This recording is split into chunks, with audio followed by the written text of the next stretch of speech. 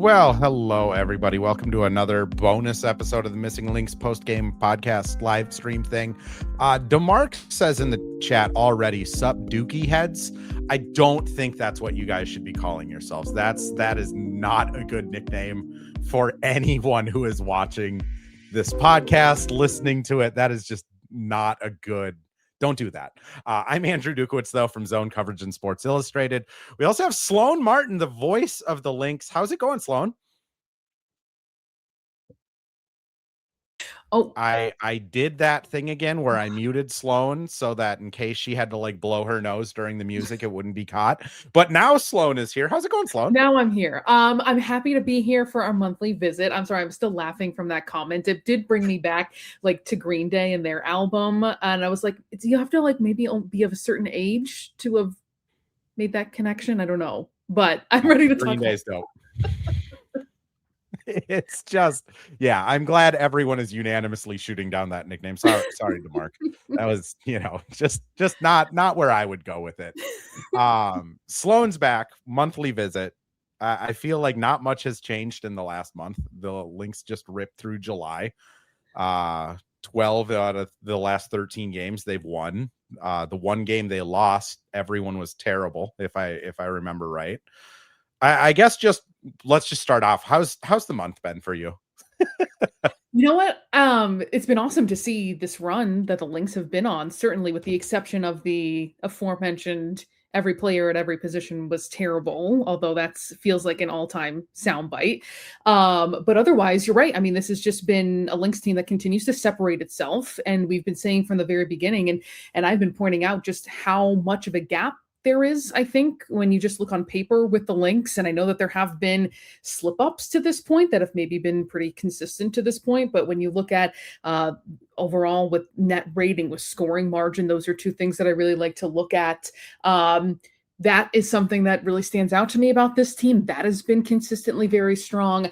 Unfortunately, from a personal perspective, I haven't done the last 4 games because of national exclusives, so I'm like raring to go. The FOMO was hitting me intensely with that historic game for K-Mac because she's been here for so many years and is just such a great person and player to celebrate. So ready to get back in the saddle and the microphone. So that is basically July for me. I've been enjoying this ride and how the Lynx are performing overall, even if Cheryl has continued to kind of, push things with her team. But, excited to see how things go the rest of the way leading into that FIBA break.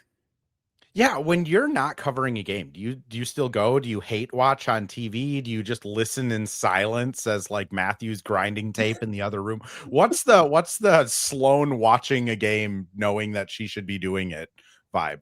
Well, Matthew is a season ticket holder and has been since 2018. So I feel like he's in one of the longer groups of people and fans who have been there. But with training camp, he just can't really go. So it's like trying to like scramble to find someone to go with me, which is not hard with this team. But at the same time, to be honest, it's kind of fun to just take it in from your couch, have the dog nearby and just like kind of relax, turn off that part of my brain where it's like I don't have to be like I'm locked in, but like the intensity of processing everything that you have to know within a game that's going on at that time.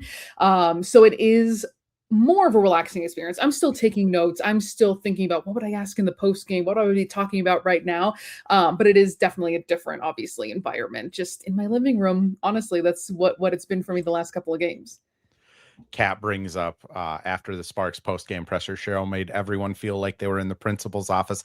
A lot of people were commenting that like because she was looking dead into my phone camera, that they were like, is Cheryl mad at me? I'm like, no, I don't think you were terrible. I don't think the fans are included on a position on the floor, but yeah, all-time Cheryl quote. Yeah. I did want to, before we get into hard like meats and potatoes basketball things, this question comes because I feel having a post-game live stream, writing about this team, I have kind of felt this way throughout the whole year of, but 20 years from now, people are still going to be hearing your clips and like hearing your voice on Olivia Miles highlights.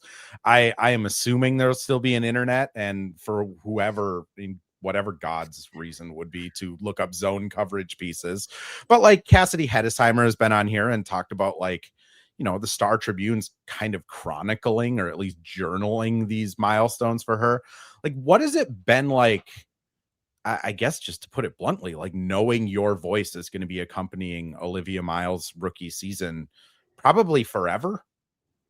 Yeah, that is something. To be honest, it's not something I sit with a whole lot, like, in that kind of explicit way of thinking about it, because you go into every game, "How can I do this justice? How can I meet the moment?" And that's the kind of pressure you go into every single game, because you don't know when someone's gonna set a record, a WNBA record, and hit 10 threes, but you have to be prepared with the energy of that moment, the context of that moment, to know how many people have come short of doing this in the past, how significant of a benchmark this is in WNBA history. So it's the same thing. And I don't want to say that is heightened with Olivia Miles, because each person's performance, the entire story and culmination of this narrative of each team and each season is so important to all these stakeholders involved, whether it is players, coaches, their family members. It's not to put her kind of on this pedestal, but you're exactly right that that is the question that I ask myself. Am I doing this justice? And that is the thing that I keep going back to. And that's why, I feel happy about it so far. Just the energy, pure, just kind of excitement and joy. It is all genuine that I'm feeling in the moment, because I just have, the eye-popping, jaw-dropping moments. Like, they hit me the same way, but I can't just sit there silently. I have to actually, like, be able to compel something intelligible out of me in these moments. You know what I mean? So I'm feeling the exact same way, and I hope that that comes through in terms of just complete awe and to really describe how special this is. And I think I feel like this is getting very philosophical for another moment, Andrew, because something that I care really deeply about in sports overall is greatness. And that's just not something you can say about everything and everyone. That's how special it is. We can't just be sharing that title with things that we happen to like or enjoy. Like, what does it actually mean to be great? Championships are important. Winning means something. But I think with the way she's been playing, having an MVP caliber season, that is great. So really to make sure that that comes across. So it's not something I deliberate over, I would say. But I think it's one of those things that you hope you can look back on. You're right, whether it's months from now or 50 years from now, and whatever iteration of the internet exists, as you alluded to, and saying like, hey, that's, you really help people get it. This really was like the soundtrack and the narrative, and it lined up and it meant something and it resonated with people.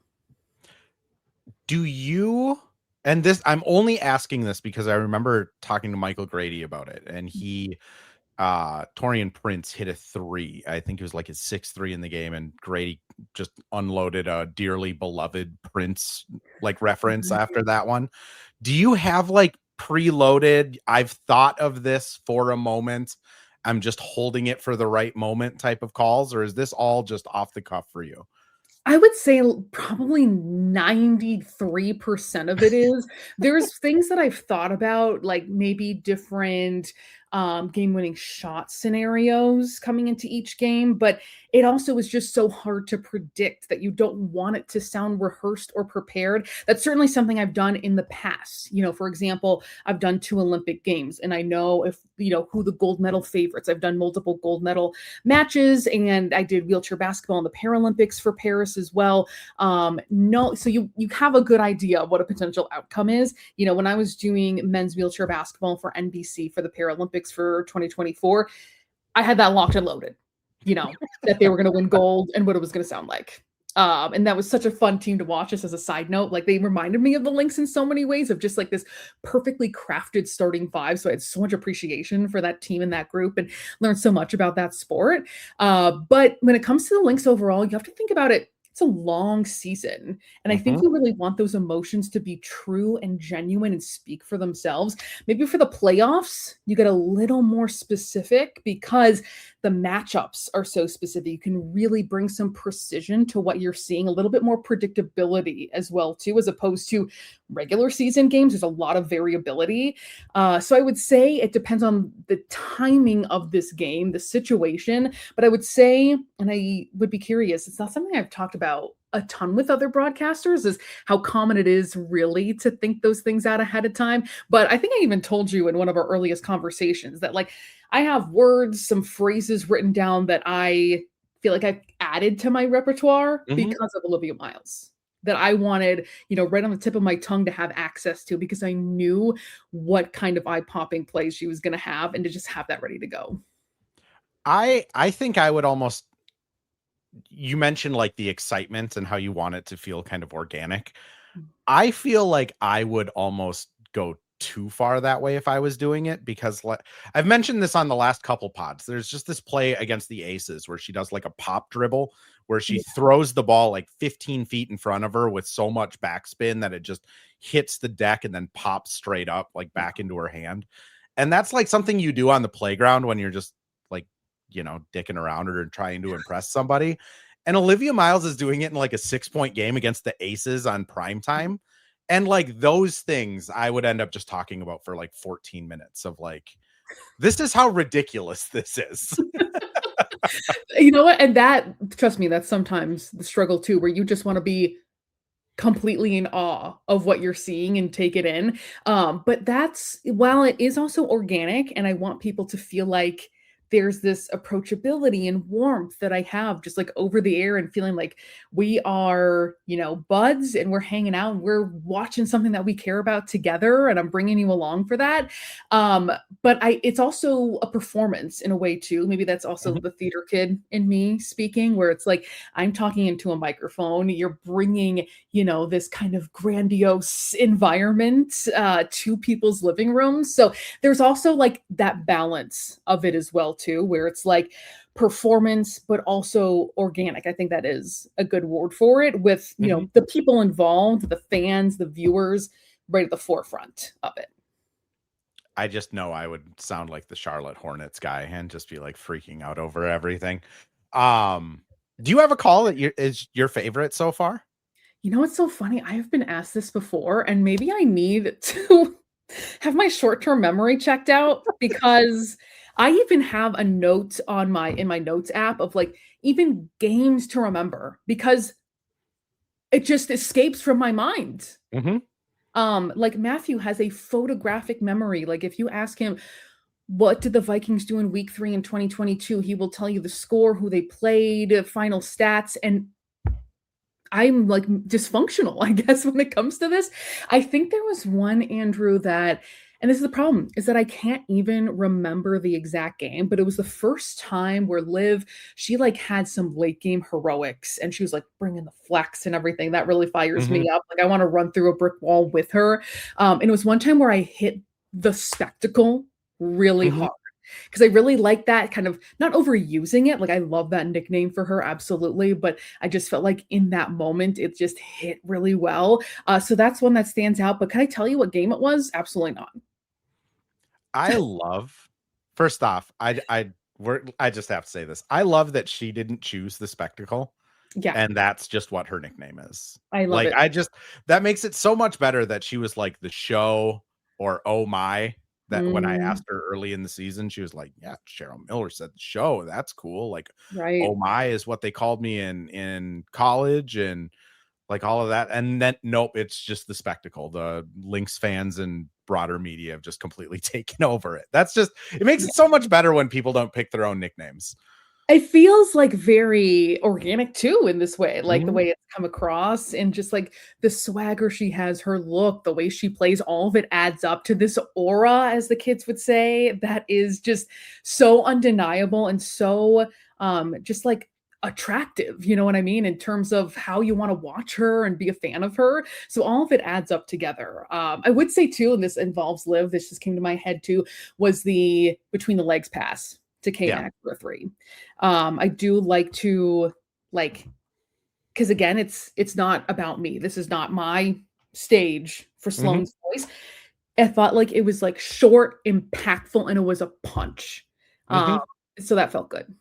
No, and that you I think I don't remember if I texted you or if I just retweeted it That out might or have been the reposted it one out, where we started this conversation. Yeah. but I was just like it reminded me of, like, the up, high, down, low call by Kevin Harlan, where it's Mm. like that could be a call on Olivia Miles's, like, highlight tape for the rest of her career. Oh That yeah. like, how cool is that? That's just it's super cool, let's be honest. Honestly, it truly is because the highlights you just they don't stop. ever. It's No, every game. there's no time when you can ever relax when the ball is in her hands. It is constant intensity. What is she going to do? What's with Miles? Because you talk to the players more than I do. I mean, especially when you get to like hang out at practices and stuff like that. Like, what's the most impressive thing you've heard other players talk to her? I mean, I'll just preface this by like K-Mac, Tosh, and who's I think it was Courtney, all have talked this season about Liv's ability to throw the laces the way they want them on like stand jump shots. And that has just all season taken me aback of just like, she's a rookie that can throw laces. That's like Jason Williams didn't figure it out until he was in Miami type of stuff. That's ridiculous. What do you have a moment like that where like a player's telling you a story about her and you're just kind of sitting there like, oh yeah, this is insane.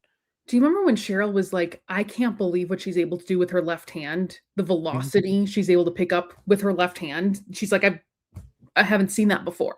That's another thing that comes to my mind.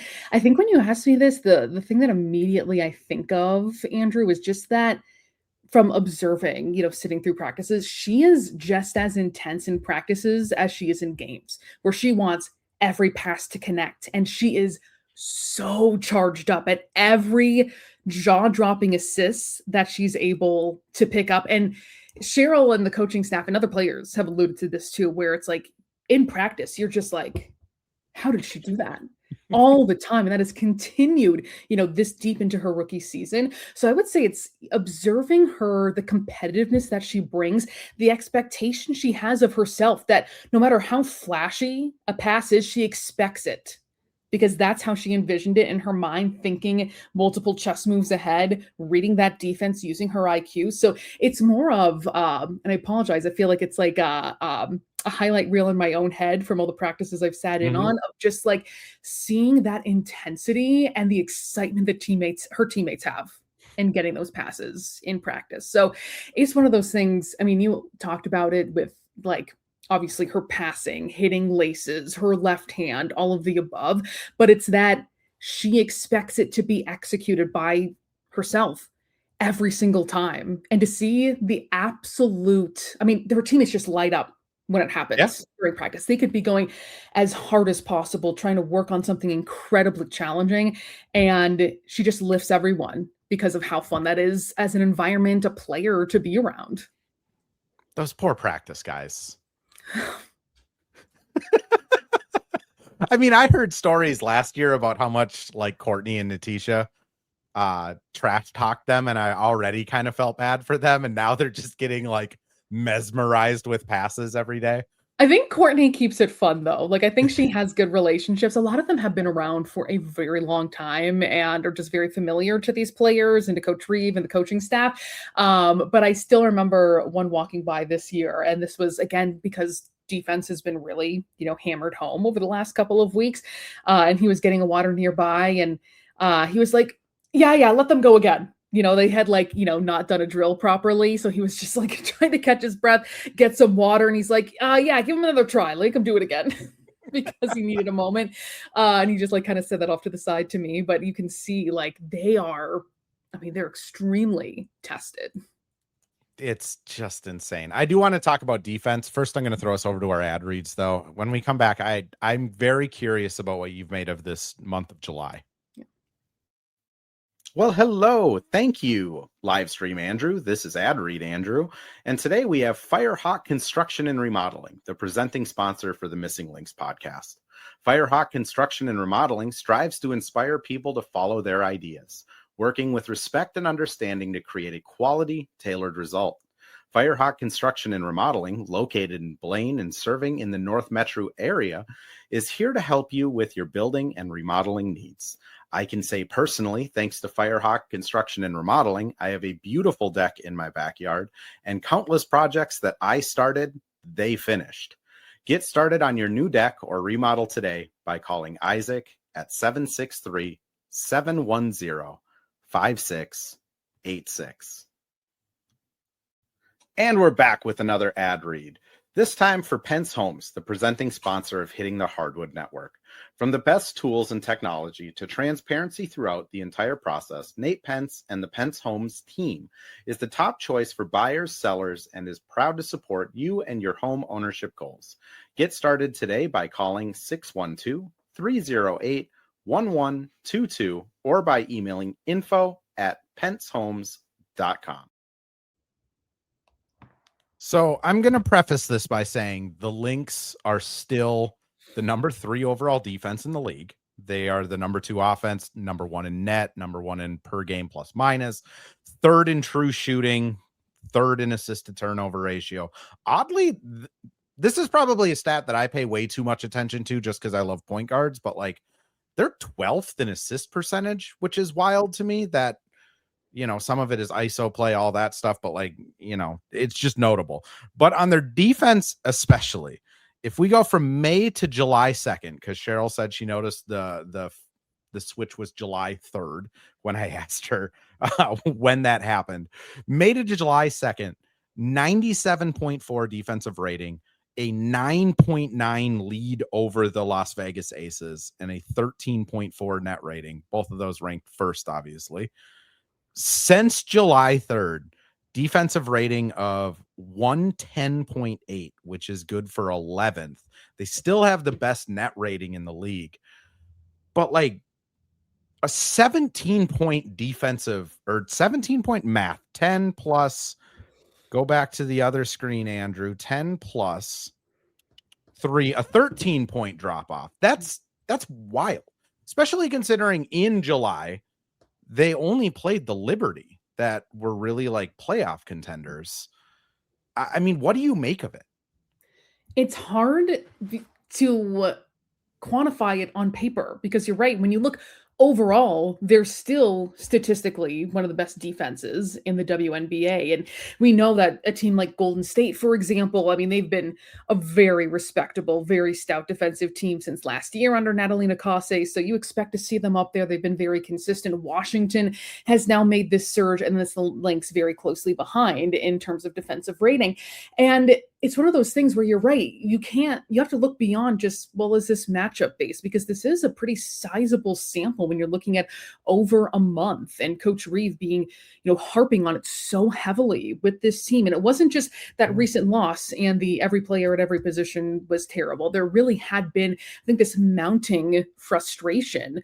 Multiple post games. Exactly. Multiple post games. This idea that Coach Reeve was really trying to inject into her team where you can't score 110 points every single night, and that's how you beat teams. But they were able to with those, how many single-digit wins, at least 6 in a row of that 6-game win streak, and I think it ended up becoming like 8 of the 9 in that win streak were by single digits. I mean, that is a unbelievable amount of success, the late game execution, the gutted out kind of mentality. And it feel like, Andrew, this is not me, not copping out to like this question. It's honestly, I don't know exactly what it is, because we have asked this question in different ways, so many different times. And, players talk about making sure it's an entire possession. It is all 40 minutes. It is cohesion. It's executing throughout the entire shot clock. And that Cheryl says it's not the scheme. If you try hard, you can play any scheme out there. I remember her saying that, even earlier last month too. So it seems like it has been something of a quandary for this team, but they've continued to win in spite of it. So I don't know if it is, the mental part of it where it's like we can still overcome teams because we have basically our entire starting 5 is all-stars pretty much, just, overall, objectively speaking. But you would think this has been, like I said, a large enough sample size, a large enough span to see some more of that improvement. But because I thought too, Andrew, as a side note early on, I thought, well, maybe we just have to adjust our expectations of defense overall and kind of this new era in the officiating. But you also have to think about how much offense is actually coming from the free throw line, for example. So I feel like there's still a lot to digest here, and I don't know exactly 100% what to make of it, besides it has gone on for quite some time that Reeve has been continuing to hit this home. Yeah, and it's one of my least favorite things, asking athletes after a game, like what went wrong defensively, because like Court has talked about it a few times when I've asked her, and she's like, yeah, we just got to lock in. We just got to focus more, be there for each other. Liv mentions effort quite a bit, which I don't think that's a Lynx problem. I think that might just be a Liv problem on defense, where it is just, she does so much on offense and she does have a tendency to fall asleep sometimes on defense. But like I don't think Mac is like not bringing efforts, or Court isn't bringing efforts, or Tosh isn't. I mean, Tosh is almost dying out there sometimes. So the players are pointing more towards it's on us. We just got to figure it out. And then Cheryl, you're right. Like Cheryl's a little more open, where she'll say our guard defense needs to be better, our point of attack needs to be better, like rotations need to be crisper. Now, what about just to quickly interject? I remember it was even, and this is again, sorry, I can't remember the exact game, but when she said our post did a better job guarding the guards than our guards did, I think that was actually Portland, which is actually good to remember for me going into tomorrow's game. Portland, that was, I feel like, a turning point of this kind of defensive struggle time. Reeve had some of her most, I think, piercing comments the last time they played Portland at Target Center when Bridget Carlton went off, and she said they abandoned their pick and rolls just so they could attack downhill against our guards. That this high volume pick and roll team just said, hey, this is much easier. Just go at their guards. So sorry, I had to bring that up because it just jumped into my head about that being, I think, a significant game in the memory of this coaching staff. You're exactly right. It was after that Portland game, and then the next game was the Seattle game, where Flaugier just scored like 20 something and also humiliated the guards. And then at that time, after the Seattle game, I remember looking at the defensive ratings, and they were 14th, second to last. That's how rough they were in July. I had that in my notes. My point being is just, I don't really know what it is either, other than like they just have to be better. Like that might be the most cop-out answer, but it's kind of what the players are saying. I have to agree with you, because you're right. That's what we have to go off, is what they are experiencing and what they're seeing from their vantage point. They're the ones going through the scouting reports and know what they have to execute. And over this period of time, when it's hard to put your finger on what it is, it's a little bit of a head scratcher at this point, but especially when they've been winning so many games. And that's what I was going to say, is that even over their win streak, I think it even got up to 6. And I was like, just to have on hand, I was writing down in my notes that they were 14th in offensive rating. They were 15th in opponent field goal percentage. It just was not the place where you'd expect the Minnesota Lynx to be, and they were pulling off those very close wins. So it's something that I think we're going to continue to hear. It has to get right. We're getting closer to the playoffs. We expect this to be what it was in the beginning of the season, and maybe an increased sense of urgency as they get closer to that FIBA break. A couple of people have brought up in the chat is just other teams have more tape, changes other teams' effort coming in, wanting to bring their best efforts, playing I certainly think that is some of it. Like, also, a lot of other teams had completely new rosters as well that needed to gel and figure out how to run their offenses, where the Lynx are just kind of this machine. So that could be some of it. I think that the thing that makes me push back against that is the game against the Aces, where they just lock in for 3 quarters and hold Asia to her worst shooting percentage of the season and hold the team shooting under 40%. And it's like, well, the Aces definitely had the same scouting report, and before they punted in New York, they thought they could catch up to the 1 seed. So like, why did it change against the Aces, or why did it look better against the Wings? Which that as well just makes my head scratch even more, because it's like, how come they can just lock in sometimes? And that's probably something that the coaching staff has picked up on as well, and wanting to stave off at this point, and not, only perhaps, gearing up for those expected playoff teams, those big performances, the big, ABC games or whatever it might be, and having it be day in and day out. So I think that makes me feel like this Wednesday game against Portland is going to be really important, based on how that last game was, coming off of this stretch, and seeing, let's better what we saw last time against the Fire. McKinney basically says my conspiracy theory of just hooping versus defensive identity. They've been a hooping team this year. Like they go out there and hoop, and defense usually isn't involved in hooping. It's kind of like Courtney Williams, and she might I mean, I tried to ask Cheryl about it earlier, and I think I made her brain explode because I put too many words into the sentence. But I was like, why was last year the word hooping never brought up ever? And this year it's like 17 times a press conference that somebody says hooping. And Cheryl was just kind of like Courtney Williams. Probably she's back to shooting guard, so she's just hooping. You know, like, that is true. That didn't help.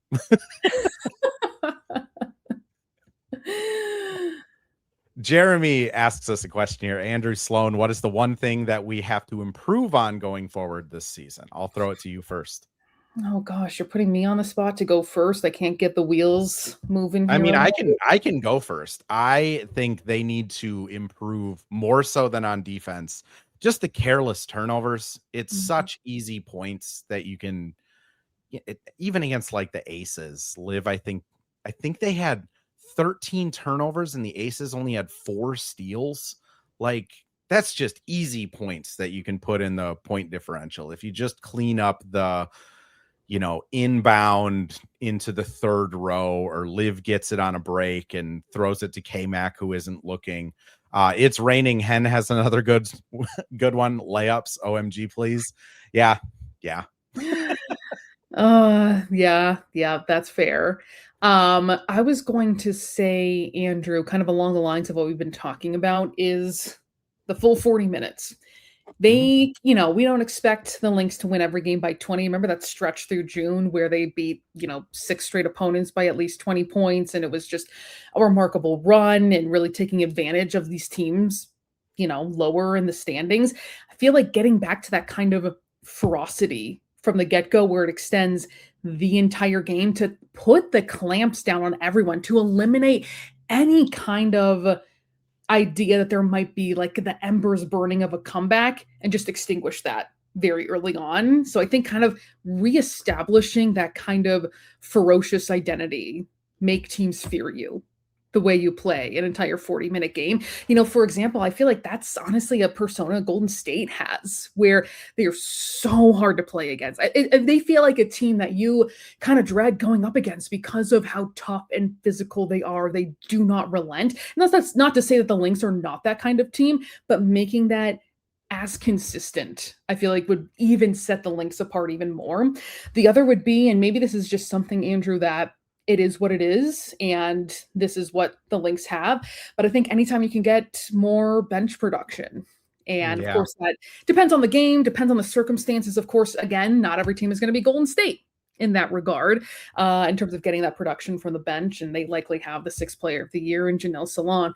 But it's something that I feel like kind of always has to maybe be high on the list of like, can we eke out a little bit more? The Lynx are not at trouble in this point. They don't even have anyone in the top 10 in minutes per game, so it doesn't feel dire. But I just think depth, dependability, deep playoff run, that's really a positive place to be. The bench is interesting because I pretty frequently on post games will bring up total minutes and then shot attempts points for the bench. It's almost like the bench collectively is one player. And it is pretty frequent where they have like 30 or 40 minutes of play and they're at like 7 or 8 points total. And it's just, if that was a starter, you'd be really disappointed if they're playing a full game and getting you 8 points. I do agree with you too on just the almost like breaking the will of other teams, where they did do that earlier this year, where they would just hit a dagger 3 and then get 3 or 4 straight stops and then it's just over. Maybe it's Jeremy, because I listen to really quick. Maybe it's because I've listened to Cheryl for so long, where it's like we can put even all the stats aside, but how often does Cheryl say be hard to play against? Yeah, that is like her number one thing that she seems to care about the most from her teams. So I think about that in terms of when I watch a game, evaluating them, putting that kind of like Cheryl hat on, so to speak, and that's the question I go to because she talks about it so frequently. It's interesting. Todd mentions, bench hasn't been bad defensively, but hit or miss offensively. Again, Sloane knows I was digging in advanced stats earlier today, and someone that pops up consistently in the advanced stats of just defense is Maya Caldwell and Antonia Dallaire. Like, both of them are really good opponent field goal percentages, really good steal percentages. Like, Nia Coffey, I'm sure if I was looking up forwards, would be there as well. They do have good defensive pieces off the bench. I do. What's your thoughts, Ben, on Nia and her transition to the bench? Do you think she's just more hurt than we all realized? Do you think it's just been an adjustment? Because the like 8 to 12 minutes per game has been a little eyebrow raising for me. I thought she'd be closer to 20 or so, but also she's had ankle, shoulder, busted lip, hit in the face, just about every injury you can imagine. I know Cheryl has said more than once, multiple times, about Nia's maybe the person, along with K-Mac, of course, but who's throwing the biggest party when Fee comes back because of the minutes and the toll on her body, the pressure she had, the shots she was finding that she had to knock down. And for a great percentage of the time, she was doing that, and she was meeting and executing what the team was expecting of her. But you're right, it feels like, is this still, in my mind, still a work in progress for what that looks like. And Cheryl has said too that this is a very mature person. This is a professional. This is a veteran who is not going to have her feathers rustled by having one of the greats in the game right now, Napheesa Collier, take your place in the starting lineup. But you have to think too, and the kind of opportunity she's able to find if you're not on the floor with Olivia Miles. Who you play with has such a big impact on what you're able to find and what you're able to produce. And that's not a knock by any means on the reserves. That goes for any team or anyone who's coming off the bench. It just changes. And that's, just objectively true. So I kind of see it, Andrew, as, even 8 games now. I still see it as a work in progress of what that looks like for her. Todd, I'm going to answer your question, the 40% benchmark. That will be Cheryl's benchmark until like the world ends or she dies. Like, whatever comes first, that is what Cheryl is going to hold. Shooting percentages aren't up drastically across the league. It's just more points. Like, teams are getting more possessions because they're scoring earlier in the shot clock. But like, the percentages are still pretty comparable to last year or the last couple of years. So I tend not to adjust like how I've been looking at defenses and stuff, but I would wager that Cheryl will never abandon that statistic. I would agree with that. And I feel like I need to do my own kind of deep dive about this, from kind of updating from several weeks ago. We were still feeling out what officiating and free throw shooting looks like kind of in this year, and the effect on offense, because there's no doubt. You just look at the Lynx doubling up their previous season record for 100-point games. I'm sure that goes across the board for so many teams in the W, and continuing to set new records in offensive ratings. So it is, I feel like, something I need to dive into again. But like, I believe you that if you look at shooting percentage not being that different, that is significant, I think, notable. It's the free throws that have gone up pretty remarkably. And then it's just the amount of possessions, because you're not getting grabbed on back cuts, or you're not getting grabbed off of wings. You're just getting shots easier. But I don't think it's like players are just like all of a sudden everyone's shooting 40% from three. Like, it's still, it's very weird. And honestly, the other weird thing about like the advanced side of it is the Lynx have actually been fine in that part. Like, they're not among the league leaders in fouls. They're not like giving up a ton of free throws. They've kind of figured out how to guard and play. But then it's kind of, as Cheryl says, like, if they make a basket, the other team can just run out in front of them and score at will. Yeah. She's talked about a lot of those where it's like, we're just trading baskets. Not what she wants. Yeah. No. Last question I wanted to leave you with here. If Maya Moore, because I know you're a big Maya fan, if she was allowed to play with these current rules, over or under 34 points a game? Okay, first of all, are we looking at like Maya as a 37-year-old? And I say that as she's 3 days younger than me, so there is also this special. Maya could still score 16. I wouldn't say 37, but let's No, no, say no, we no. take 37 years old. Like she's 37 right now. You're talking about right. Like she was. if Maya just went back to the WNBA, I bet Oh, she could still be a valuable bench player. oh, I maybe I sound crazy. I think more than that. I think still you're talking like if she was obviously consistently playing, I don't mean dropped Mhm. in right now. I think still an all WNBA player, Andrew. Really? I absolutely do. I mean, And she again, was maybe that so is good. my millennial bias as like I said, we're the like exact same age. And our numbers are dwindling here in the WNBA. But I do truly think she is that legendary of a talent that with these rules in this current year of the way we are seeing officiating, scoring, possessions, all of that, I think it would hugely benefit her. Hugely. The whole reason I got on this topic, I asked Way about it at one of the shoot arounds, Mm. and I was just Way, first off, in her humble way, says she wouldn't be able to play in this new age because she'd be having to run too much, and that just seems like a lot of work, which fair. But like think of like Simone with the new how it's all threes are at the paint and how open mid-range shots are. Like Simone could have scored 6 more a game just by the rules. Maya, I mean, good lord, she would have been dropping 40 on teams regularly I just mean, because she'd be able to play. I truly believe that this would have been another golden era for her as a player that's already a Hall of Fame career because of the opportunities she would find under this current ecosystem of WNBA basketball that we've been seeing this season. It's been an interesting one when we look at expansion and what players are standing out right now and Mhm. the opportunities other players are able to find. I feel like there is this fun variability, but I think that would open up even more opportunities for Maya Moore to be absolutely dominant.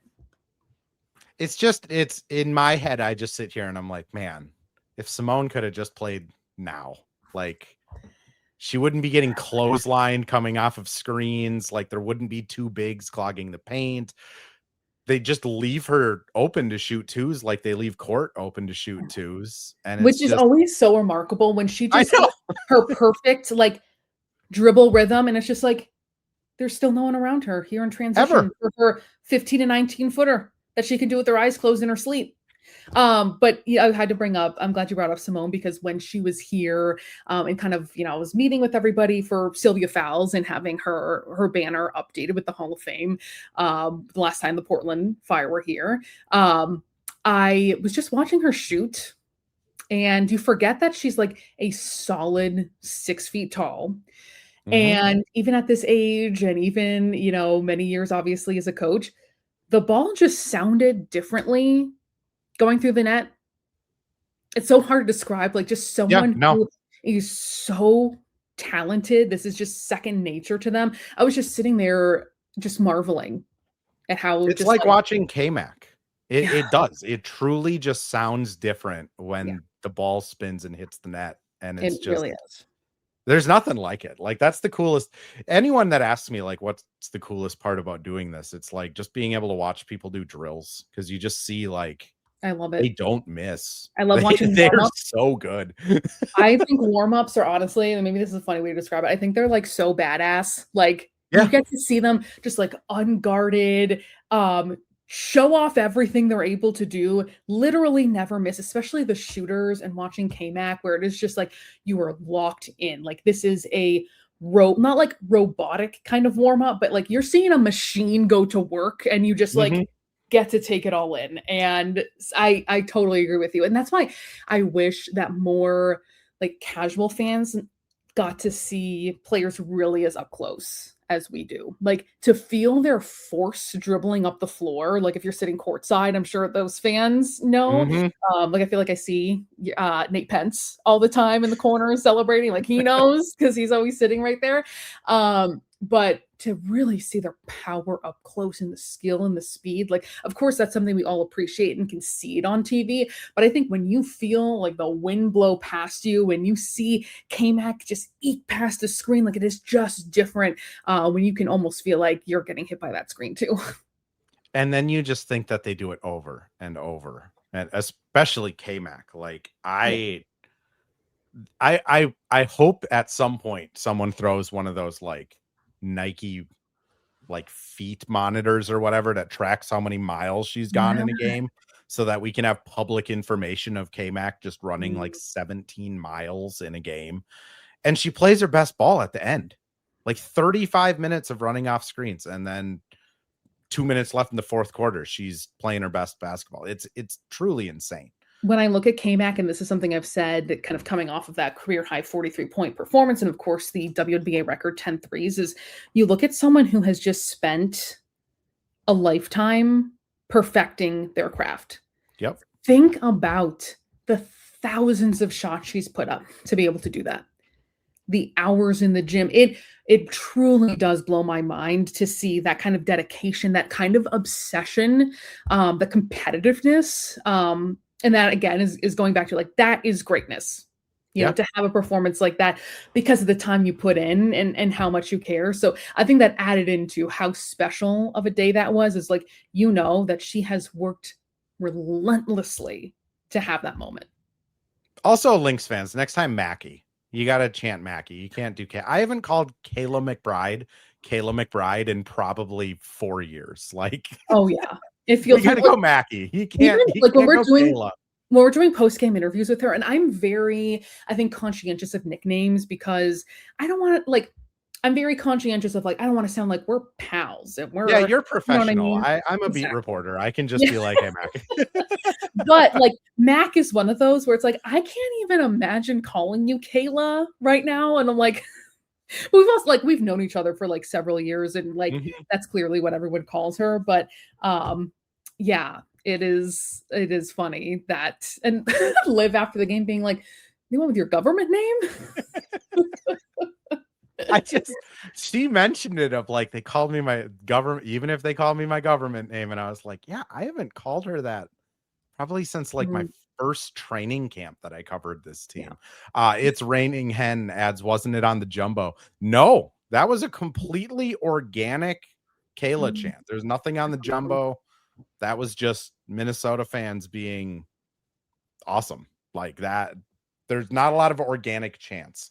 Sloane, someone has asked a couple times if you have just a couple more minutes. Chloe Bibby, any thoughts? You know, that's interesting because I actually call a lot of her games at Maryland after she transferred from Mississippi State. So I feel like I go way back with her, where for the Terrapins, a team that was consistently going to the Sweet 16, to the Elite Eight, she was such a solid leader for that team. Someone who just is very mature, very comfortable in who she is on and off the court. I feel like she just had a lot of trust, a high level of trust with that program and the players around her for a really high level program. A lot of versatility, certainly too. Like when you maybe don't get it when she's in street clothes, but she is, I mean, she's a solid, what is she listed at least 6'2", 6'3". 6'2", I think she's very listed, much but that. it's a all 6'2". Yeah. And she's very solidly built. Like she is strong and solid. So you have the ability for someone to play on the interior, but also knock down threes. I think it's intriguing. You get someone who is a national level player in a really great basketball country in Australia, someone who has just been kind of steady, even going back to their college days, who you feel like is just going to meld into this team, I think from a professional and personality standpoint. So I think it honestly makes a lot of sense. And why not have another shooter around who can be really dependable, if the opportunity arises. My take's pretty similar. I think she's Dorka insurance. If Dorka doesn't start stringing together more consistent kind of minutes, especially on the defensive side. Chloe was a small ball center in Spain and Belgium where she won her MVPs, like break glass in case of emergency. Dorka's unplayable. We have a 6'2" Aussie that can get smacked around and hit in the head and all the things we loved laying for.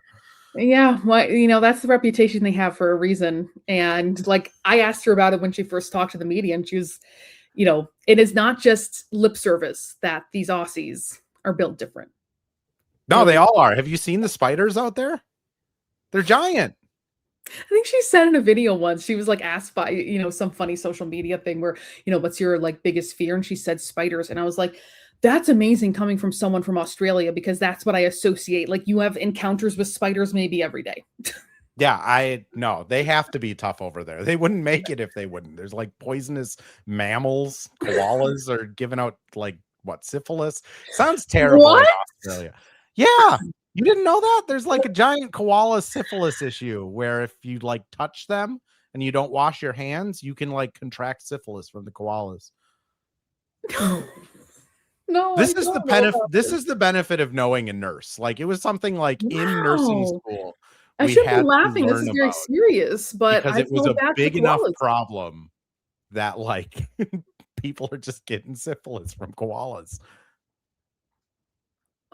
That really not in a weird way. They're not getting syphilis from koalas in a weird way. They're getting it in a wholesome way of like, oh, let's touch this little red-eyed monster, and then syphilis. I feel sad for them. It's raining heads right. It's chlamydia, not syphilis. Chlamydia. Yeah, the clap. Also, all right, well, that's where we're going to end this one, on a chlamydia reference. So, Sloane, anything to plug? Anything new in your life you want to shout out? No, it's just Greyhounds are okay still? Yes. You know what? He is such an angel, and truly, like, if you are looking for a dog, especially if you're someone who feels like you need a purebred dog, look at a Greyhound. They are so wonderful. He's behind me right now, but I can't show you because there's like laundry to be folded behind me. But of course, I'm on Instagram _Sloane Martin, Sloane Martin on Twitter /X. And also just join us on Victory Plus starting tomorrow. We've had like a little bit of this layoff here with those national game exclusives, but gosh, I think I've only got like 7 or 8 games left. In terms of our Victory Plus schedule. So we appreciate everybody who tunes in, and we'll finish it strong. Are you going to be doing radio for playoffs, or is that still up in the air? I don't know. We will see. That would be fun, of course. We'll report back if I hear anything. Okay, cool. Well, everyone that joined in for the live stream, this will get posted up on YouTube and X as soon as I hit end stream. It'll be out as a audio version tomorrow at 7 a.m. Anywhere you get your podcasts. That's Sloane Martin, the voice of the Lynx. I'm Andrew Dukowitz from Zone Coverage SI. Someday I'll actually have a consistent end to a podcast. Today is not that day, though. So everyone, we will see you tomorrow after, oh gosh, who are they playing? Portland. Maybe BC will celebrate in front of the bench again.